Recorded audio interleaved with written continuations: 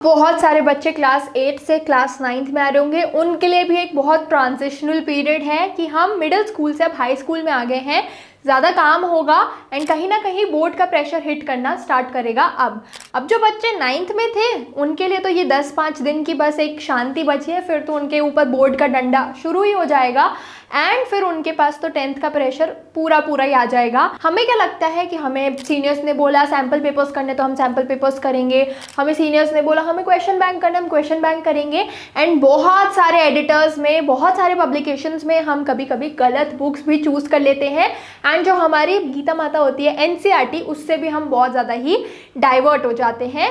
So here is a chit chat video जिसमें मैं बताने वाली हूँ ऐसी 3 बुक्स जो तुम्हें अगले 10 महीने तक, भले तुम 9th में हो भले तुम 10th में हो, बिल्कुल अपने पास रखनी है, उससे ही पढ़ाई करनी है, उसके अलावा कहीं जाने की नीड नहीं है। एंड इसी के साथ साथ एक और इंटरेस्टिंग चीज़ के बारे में मैं बात करने वाली हूँ। एक बहुत ही अच्छा इनिशिएटिव है जहाँ पे तुम्हें एक ना प्रॉपर बोर्ड की प्रैक्टिस वाला फील आएगा। So wait and watch the video till the and.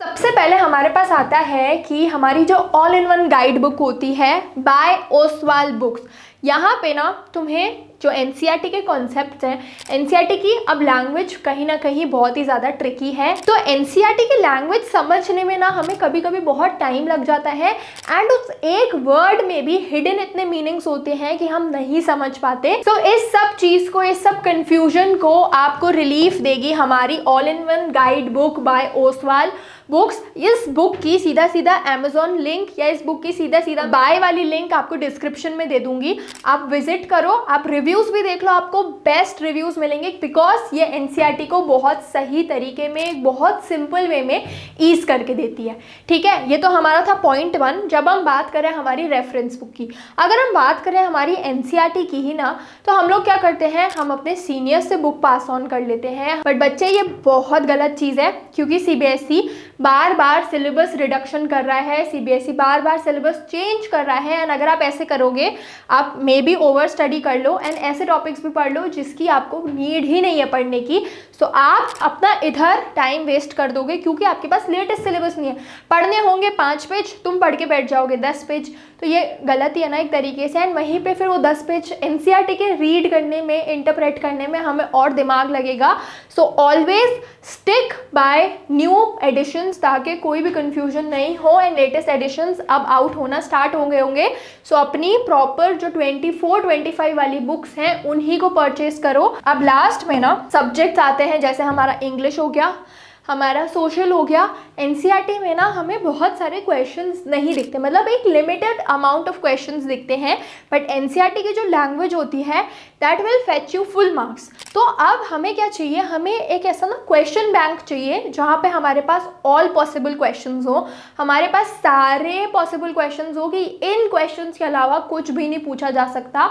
So again a very sweet recommendation, बहुत ही अच्छी बुक है ये भी, ओसवाल का क्वेश्चन बैंक, जहाँ पे आपको सारे क्या मिलेंगे, सिंपल क्वेश्चंस मिलेंगे, सारे पॉसिबल क्वेश्चंस मिलेंगे। अब आप ये क्वेश्चंस यूज़ करो एंड अपने नोट्स प्रिपेयर करो, बिल्कुल अपने ना तरीके से स्टिकी नोट्स यूज़ करके आंसर्स वहाँ पे लिखो। पूरे आंसर्स लिखने की नीड नहीं है, स्मार्ट वर्क करो, पेज नंबर लिख दो एनसीईआरटी का, जैसे ये क्वेश्चन है तो उसी के साइड में पूरा आंसर लिखने की नीड नहीं है। हमें स्मार्ट वर्क करना है, हमें हार्ड वर्क, बिल्कुल मजदूरी करके मार्क्स नहीं लाने। इस क्वेश्चन के इस आंसर ये पेज नंबर पर है एंड वहाँ पे उसको अंडरलाइन कर दो। ठीक है, तो वही करो कि एक ना बाइंड कर लो एक चीज़ कि अगर आप ये क्वेश्चन बैंक से अपने आंसर टिक कर रहे हो या मार्क कर रहे हो तो एक मे बी ले लो, पिंक कलर का हाइलाइटर है जिसमें सारे आंसर्स मार्क्ड होंगे, ये क्वेश्चन बैंक वाले, एंड एक ब्लैक पेन ले लो, एक रेड पेन ले लो, ग्रीन पेन ले लो, उससे सब इंपॉर्टेंट वाली चीज़ें क्या करते चलो, अंडरलाइन करते चलो। क्योंकि अगर आप सब हाईलाइट करते जाओगे ना, हाईलाइट करने का कुछ सेंस ही नहीं बचेगा, पूरा टाइम तुम्हारा क्या हो जाएगा, वेस्ट हो जाएगा। तो ये वह 3 बुक्स। अब एक और जो एक स्पेशल चीज़ के बारे में मेरे को बात करनी थी वो ये थी, जो बच्चे 9th में ये वीडियो देख रहे हैं, आप एक हाई स्कूल का पार्ट हो, आपके ऊपर अब जो एकेडमिक प्रेशर होता है वो बहुत इंक्रीज होने वाला है। अब इस स्टेप को हम बीट कैसे करें, सिंपल सी चीज़ है, अगर अभी से ही प्रिपेयर करते चलेंगे तो उनकी 10th क्लास बहुत ईजी होगी। क्यों? क्योंकि 10th में इस साल कोई रोट लर्निंग वाला कॉन्सेप्ट बचा नहीं है। इस साल क्या, पिछले 2 सालों से CBSE रोट लर्निंग वाली चीज़ें सब हटाते जा रहा है। CBSE is only and only focusing on competency based questions. अब ये कॉम्पिटेंसी बेस्ड क्वेश्चंस क्या होते हैं, जिसमें आ जाती है तुम्हारी स्किल, जिसमें आ जाती है तुम्हारा कॉन्सेप्ट एंड तुम्हारी नॉलेज। ठीक है, तुम क्या पढ़ोगे उसको तुम कैसे अप्लाई करोगे वो हो जाती है तुम्हारी स्किल, कॉन्सेप्ट एंड नॉलेज में।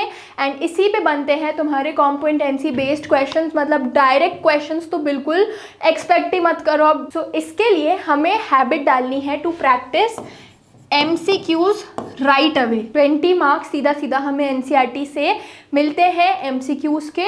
अब ये MCQs हम कहाँ प्रैक्टिस करें, कैसे प्रैक्टिस करें, हम क्या टेस्ट कस्टमाइज कर सकते हैं, क्या हम एक लिमिटेड टाइम फ्रेम में टेस्ट दे सकते हैं।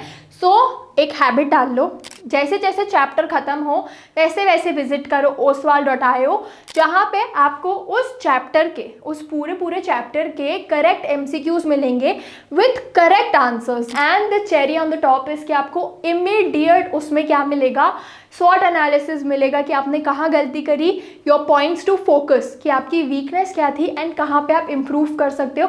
सो ये सारी चीज़ें आपकी प्रेपरेशन को बहुत रॉक सॉलिड बना देंगी। So I hope you like the video. For more such videos, stay tuned and happy learning.